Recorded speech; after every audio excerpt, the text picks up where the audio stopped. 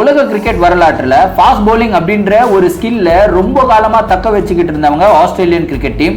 அதில் குறிப்பாக வந்து பார்த்தீங்கன்னா ஒரு டெக்கேட் முழுவதும் Glenn McGrath, Brett Lee, Jason Gillespie இந்த மாதிரி பயங்கர சூப்பர்பான ஒரு ஃபாஸ்ட் பவுலர்ஸ் உருவாகி இவங்களுக்கு ஈக்குவலண்ட்டாக வேற ஃபாஸ்ட் பவுலர்ஸே இல்லை அந்த ஏரால அப்படின்ற அளவுக்கு வந்து அவங்க பேர் எடுத்தாங்க. பட் அவங்களுடைய ரிட்டையர்மெண்ட்டுக்கு அப்புறம் அதே அளவுக்கு உண்டான டேலண்டடான ஃபாஸ்ட் பவுலர்ஸை கிரியேட் பண்ண முடியாத ஒரு சிச்சுவேஷனில் ஆஸ்திரேலியா இருந்தபோது ஒரே ஒரு பையன் 18 வயசு பையன் வந்து நான் இருக்கேன்டா அப்படின்னு சொல்லி களத்தில் இறங்கினா அவன் பெயர் தான் பேட் கமின்ஸ். பேட் கமின்ஸை பொறுத்த வரைக்கும் 18-19 வயசுல ஆஸ்திரேலியாவில் வந்து டெபியூ பண்ணாரு. பட் ஆஸ்திரேலியாவுக்காக டெபியூ பண்ணாலுமே கிட்டத்தட்ட 6 வருஷம் எங்க காணாம போயிட்டாரு. அவருக்கு என்ன ஆச்சு அப்படின்னு யாருக்காவது தெரியுமா?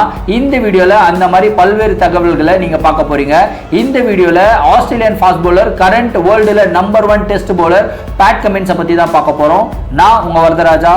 Welcome to my channel wisdom vibes.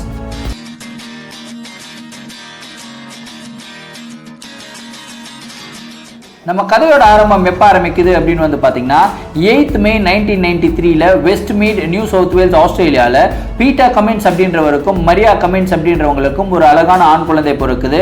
அவருக்கு பேர் தான் அவங்க பேட்ரிக் ஜேம்ஸ் கமின்ஸ் அப்படின்னு வந்து வைக்கிறாங்க. அவரை தான் நம்ம இப்போ பேட் கமின்ஸ் அப்படின்னு வந்து கூப்பிட்டுக்கிட்டு இருக்கோம். இவருக்கு கூட பிறந்தவங்க 2 அண்ணன் தம்பிங்க இருக்காங்க, 2 அக்கா தங்கச்சிக்கு இருக்காங்க. மொத்தமாகவே இவங்களுடைய குடும்பத்தில் 5 குழந்தைகள் அப்படின்னு தெரிஞ்சுக்கோங்க. அதுக்கப்புறம் சின்ன வயசுலேருந்தே இவங்க குடும்பத்துக்கு கிரிக்கெட் அப்படினாவே ரொம்ப ரொம்ப பிடிக்கும். ஸோ கிரிக்கெட்டை பொறுத்த வரைக்கும் இவருக்கு சப்போர்ட் அவங்களுடைய குடும்பத்திலேருந்து ரொம்ப சூப்பர் டூப்பராக இருந்தது அப்படின்னு தான் வந்து சொல்லணும். சின்ன வயசுலேருந்தே இவங்க அப்பாவும் அம்மாவும் என்ன பண்ணுவாங்கன்னா இந்த 5 குழந்தைகளும் ஓடி ஆடி விளையாடுங்க அப்படின்னு சொல்லிட்டு பயங்கரமாக என்கரேஜ் பண்ணிட்டு இருப்பாங்களாம். அதே மாதிரி இவங்களும் பயங்கர நாட்டியான ஒரு கிட்டாக தான் வளர்ந்துகிட்டு இருந்திருக்காங்க. 3 வயசு வரைக்கும் இவர் வந்து பயங்கர நாட்டியாக இருந்திருக்காரு. 3 வயசுல என்ன ஆகுதுன்னு கேட்டிங்கன்னா ஒரு மிகப்பெரிய கோர சம்பவம் பேட் கமின்ஸோட வாழ்க்கையில் நடக்குது. என்ன ஆகுதுன்னா அவரு அவங்க அக்கா தங்கச்சிங்க கூட விளையாடிக்கிட்டு இருக்கும்போது இவர் வந்து கதவோடைய ஓரத்துல வந்து இவருடைய கையை வச்சிருக்காரு. இதை கவனிக்காத அவங்க அக்கா என்ன பண்றாங்கன்னா கதவை ஓங்கி சாத்திடுறாங்க. சாத்தும் போது என்ன ஆகுதுன்னா அவருடைய மிடில் ஃபிங்கர், அதாவது நடுவரல் இருக்கு இல்லையா, நடுவரல் வந்து கிட்டத்தட்ட 1.5 சென்டிமீட்டருக்கு வந்து கட் ஆயிடுது. அதுக்கப்புறமும் இவர் வந்து ஆசைப்பட்ட விஷயம் என்னன்னா ஃபாஸ்ட் பவுலர் ஆகணும் அப்படின்னு சொல்லிட்டு. பட் ஆனால் இவருக்கு வந்து அந்த 1.5 சென்டிமீட்டர் அவருடைய பவுலிங் ஹேண்ட்லேயே கட் ஆனது அப்படின்றது தான் ஒரு மிக ஆச்சரியமான ஒரு விஷயம். ஸோ சின்ன வயசுலேருந்தே இவர் வந்து யாரை ஐடியலைஸ் பண்ணி வளர்ந்துகிட்டு இருந்தாருன்னு கேட்டிங்கன்னா இவர் வந்து பிரெட்லியை தான் ரொம்ப ஐடியலைஸ் பண்ணி வளர்ந்துகிட்டு இருந்தாரு. பிரெட்லியோட ஃபாஸ்ட் பவுலிங் எல்லாம் பார்த்து இவருக்குள்ள ஒரு வெறி, நானும் ஃபாஸ்ட் பவுலராக தான் ஆகணும், குறிப்பா பிரெட்லி மாதிரி ஒரு ஃபாஸ்ட் பவுலர் ஆகணும் அப்படின்னு சொல்லிட்டு தான் சின்ன வயசுலேருந்தே இவர் ஆசைப்பட்டுக்கிட்டு இருந்தாரு. ஸோ இவர் வந்து எந்த ஸ்கூல்ல படிக்கிறாரு அப்படின்னு வந்து கேட்டிங்கன்னா செயின்ட் பால்ஸ் கிராமர் ஸ்கூல் அப்படின்ற ஒரு ஸ்கூல்ல தான் வந்து படிக்கிறாரு. அதுக்கப்புறம் இவருடைய ஹையர் ஸ்டடீஸ் வந்து யூனிவர்சிட்டி ஆஃப் டெக்னாலஜி அப்படின்னு சொல்லப்படுற ஒரு காலேஜ்ல தான் வந்து முடிக்கிறாரு.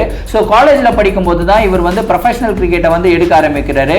ஸோ ப்ரொஃபஷனல் கிரிக்கெட்டுக்கு உண்டான ட்ரைனிங் எல்லாம் எடுத்துட்டு இருக்கும்போது இவருடைய ஃபாஸ்ட் பவுலிங் ஸ்கில் வந்து வேற லெவல்ல இருந்தது அப்படின்னு வந்து சொல்லலாம். குறிப்பா ஆஸ்திரேலியாவோட அண்டர் 19 டீம்லயும் வந்து இடம் பிடிக்கிறாரு. அது இடம் பிடிக்கிறதுக்கு முன்னாடியே இவர் வந்து சக்சஸ்ஃபுல்லான ஒரு ஃபர்ஸ்ட் கிளாஸ் சீசன் வந்திருக்கு.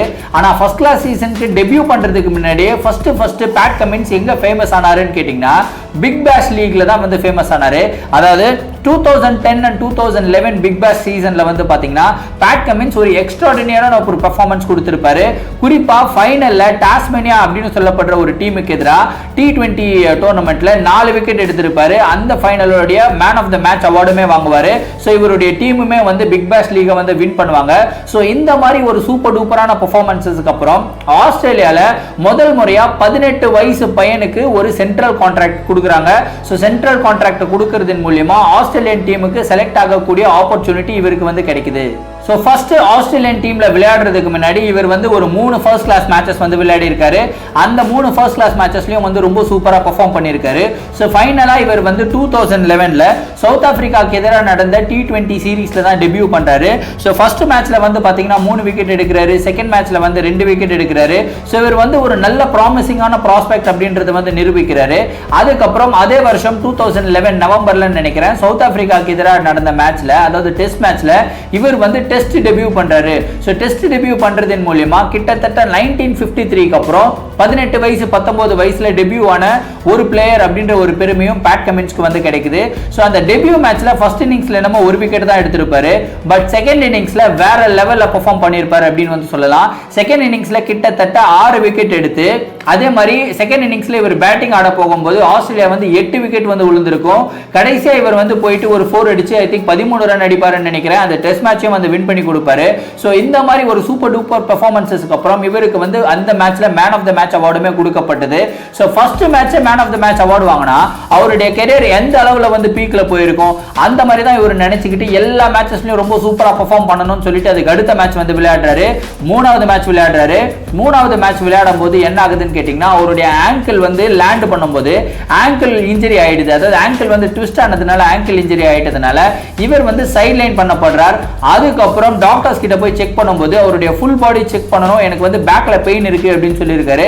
சரி பேக் பெயினை வந்து செக் பண்ணலாம் அப்படின்னு சொல்லிட்டு எக்ஸ்ரே எடுத்து பார்க்கும்போது தான் தெரியுது அவருக்கு பேக்ல வந்து ஸ்ட்ரெஸ் ஃபிராக்சர்ஸ் அப்படின்னு வந்து சொல்லியிருக்காங்க. கிரிக்கெட் விளையாடுறதன் மூலமா இந்த ஸ்ட்ரெஸ் ஃபிராக்சர் உனக்கு ரொம்ப அதிகமாக ஆகக்கூடும். ஸோ உன்னுடைய வாழ்க்கையில கிரிக்கெட்டை மறந்துரு அப்படின்னு சொல்லிட்டு டாக்டர் சொல்லியிருக்காங்க. அப்பதான் இவருடைய உலகமே அப்படியே ஷேட்டர் ஆயிடுச்சு அப்படின்னு வந்து சொல்லலாம். அதாவது சுக்குநூறா உடஞ்சிருச்சு, ஒரு கண்ணாடி மாதிரி இருக்கிற உலகம் சுக்குநூறா உடஞ்சிருச்சு அப்படின்னு வந்து சொல்லலாம். ஸோ பேட் கமின்ஸ் சின்ன வயசுல இருந்து ஆசைப்பட்டதெல்லாம் ஒரே ஒரு விஷயம் தான், கிரிக்கெட் ஆடணும் அப்படின்றத பொறுத்து மட்டும்தான். பட் ஆனா இவருக்கு வந்து அந்த பேக்ல ஸ்ட்ரெஸ் ஃபிராக்சர் வந்த காரணத்தினால இவர்னால தொடர்ந்து கிட்டத்தட்ட 1946 டேஸ், அதாவது 5 years 3 months and 27 days இவர்னால டெஸ்ட் மேட்ச் கிரிக்கெட் விளையாடவே முடியல.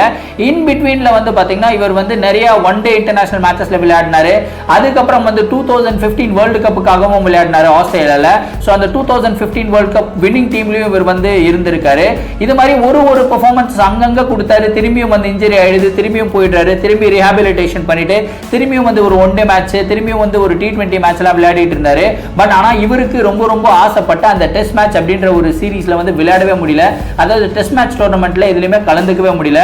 ஃபைனலா 2017ல எந்த இன்ஜரியிலிருந்து இவரை விலக்கி வச்சதோ அதே இன்னொரு பிளேயருக்கு ஆன இன்ஜரியின் மூலமா இவருக்கு திரும்பியும் டெஸ்ட் மேட்ச் விளையாடுறதுக்கான ஒரு வாய்ப்பு கிடைக்குது. 2017ல ஆஸ்திரேலியன் டீம் வந்து இந்தியாவுக்கு டூர் வந்திருக்காங்க. அந்த டூர்ல வந்து மிஷல் ஸ்டார்க்கு வந்து ஒரு இன்ஜரி ஆயிடுது. ஸோ இன்ஜரி ஆனதன் மூலியமா பேட் கமின்ஸுக்கு வந்து திரும்பியும் டெஸ்ட் மேட்சுக்கு விளையாடுறதுக்கு உண்டான ஒரு ஆப்பர்ச்சுனிட்டி கிடைக்குது. அப்பயும் அவர் வந்து லோக்கல் டோர்னமெண்ட்ஸ்ல எல்லாமே வந்து டெஸ்ட் மேட்ச் விளையாடி இருக்காரா, ஷீஃபீல்ட் ஷீல்ட்ல வந்து டெஸ்ட் மேட்ச் விளையாடி இருக்காரான்னு கேட்டீங்கன்னா கிடையாது. அந்த சீசன்ல வெறும் ஒரே ஒரு டெஸ்ட் மேட்ச் தான் விளையாடி இருந்தாரு. பட் திரும்பியும் இந்தியா கூட விளையாடும் போது ஒரு சூப்பரான ஒரு பெர்ஃபார்மன்ஸ் கொடுத்திருப்பாரு. 2 மேட்ச்ல வந்து பாத்தீங்கன்னா அவர் 8 விக்கெட்ஸ் எடுத்திருப்பாரு. அதுக்கப்புறம் டெஸ்ட் மேட்ச்லயே அவர் வந்து ஒரு மிகப்பெரிய கம்பேக் எப்ப கொடுக்குறாருன்னு கேட்டீங்கன்னா அந்த 2017 ஆஷஸ்ல தான். சோ ஆஷஸ் சீரிஸ்ல வந்து இவருடைய பெர்ஃபார்மன்ஸ் சூப்பர் டூப்பரா இருக்கும். ஆஷஸ்ல வந்து ஹையஸ்ட் விக்கெட் டேக்கர், அந்த 2017 ஆஷஸ்ல ஹையஸ்ட் விக்கெட் டேக்கர் அப்படின்ற ஒரு அச்சீவ்மெண்ட்டும் பண்றாரு. 5 டெஸ்ட் மேட்ச்ல வந்து பாத்தீங்கன்னா கிட்டத்தட்ட 29 விக்கெட் எடுக்கிறாரு.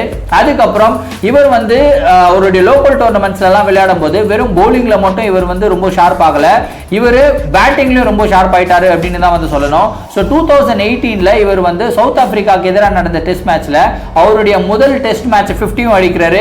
அதுக்கப்புறம் இவரு நினைச்சு கூட பார்க்காத ஒரு விஷயம் இவருக்கு கிடைக்குது. ஆஸ்திரேலியன் டீமோட வைஸ் கேப்டனா இவரை வந்து செலக்ட் பண்றாங்க. அதுக்கப்புறம் 2019 வேர்ல்ட் கப் டீம்லயும் வந்து பாத்தீங்கன்னா பேட் கமின்ஸ் இருந்திருக்காரு. அதுலயும் அவருடைய பெர்ஃபார்மன்ஸ் நல்லா தான் இருந்தது. பட் அன்பார்ச்சுனேட்லி ஆஸ்திரேலியானால அந்த டோர்னமெண்ட் வின் பண்ண முடியல, அவங்க வந்து எக்ஸிட் ஆயிட்டாங்க. அதுக்கப்புறம் திரும்பியும் ஆஷஸ் நடக்குது. ஆஷஸ்ல திரும்பியும் வேற லெவல்ல பெர்ஃபார்மன்ஸ் பண்ணாரு அப்படின்னு தான் வந்து சொல்லணும். இந்த ஆஷஸ்லயும் கிட்டத்தட்ட 29 விக்கெட்ஸ் எடுத்திருப்பாரு 5 மேட்ச்ல. இந்த ஆஷஸ்லயும் அவர் வந்து லீடிங் விக்கெட் டேக்கரா வந்து உருவானாரு. அதுக்கப்புறம் 2020ல சவுத் ஆப்பிரிக்காக்கு எதிராக ஒரு ODI மேட்ச் நடக்குது. அந்த மேட்ச்ல தான் இவருடைய வாழ்க்கையோட 100th ODI விக்கெட் வந்து எடுக்கிறாரு. சோ அப்படியே இவருடைய IPL கரியரை வந்து ஃபோக்கஸ் பண்ணோம்னா இவர் வந்து 2014 சீசன்ல வந்து கொல்கத்தா நைட் ரைடர்ஸ் அப்படின்ற ஒரு டீம் வந்து ஏலத்துக்கு எடுக்கிறாங்க. அதுக்கப்புறம் இன்ஜினியரிங் மூலமா அவர் வந்து நிறைய IPL சீசன்ஸ் விளையாட முடியல. 2017ல டெல்லி டேர்டெவில்ஸ் வந்து இவரை 4.5 crores அப்படின்ற ஒரு அமௌண்ட்டுக்கு வந்து ஏலத்துக்கு எடுக்கிறாங்க. அதுக்கப்புறம் 2018 சீசன்ல வந்து மும்பை இந்தியன்ஸ் இவரை வந்து 5.4 crores அப்படின்ற ஒரு அமௌண்ட்டுக்கு வந்து ஏலத்துக்கு எடுக்கிறாங்க. பட் அன்பார்ச்சுனேட்லி அந்த சீசனும் இவரால இன்ஜரி ஆயிட்ட காரணத்தினால ஃபுல்லா விளையாடவே முடியல, ஒரு மேட்ச் கூட விளையாடல அப்படின்னு தான் வந்து சொல்லணும். திரும்பியும் இன்ஜரியின் மூலமா அவர் வந்து அப்படியே 2 2 ஐபிஎல் தள்ளி போயிருந்தது. ஸோ 2020 ஐபிஎல் வந்து அவரு கொல்கத்தா நைட் ரைடர்ஸை வந்து ரெப்ரசென்ட் பண்ணுவாரு. இந்த வாட்டி அவர் ஏலத்துக்கு போன அமௌண்ட் எவ்வளோன்னு கேட்டிங்கன்னா 15.5 crores. ஏன் 5.4 crores 15.5 crores வரைக்கும் எடுத்தாங்கன்னு கேட்டிங்கன்னா தற்போதைய நிலைமையில அவரு தான் நம்பர் 1 டெஸ்ட் மேட்ச் பவுலர் அப்படின்னு தெரிஞ்சுக்கங்க.